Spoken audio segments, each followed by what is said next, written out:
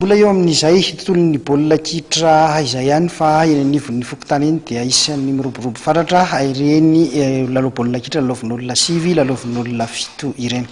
Niditra tamin'ny dingana mahasadalana tokoa ary androany ny fifaninanana izay lalaovin'olona 5 izay karakarain'ny fikambanana ny tanora mitaiza sy manabe eny Manjakaray nampitondra ny anarana hoe Grand Tournoi F3e moa ity fifaninanana ity.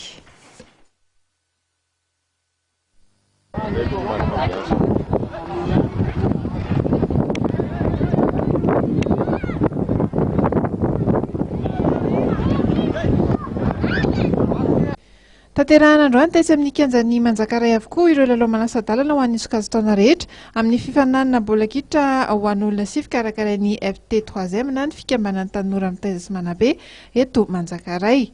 Io izao etsika izao dia mbola tafiditra trany amin'ny fankalazana ny 15 taona niakaran'izy ireo teny amin'ny manodidina samy niakatra kianja avokoa araka izany ny sokajy U13, ny U15, ny U17, ny vehivavy sy ny senior.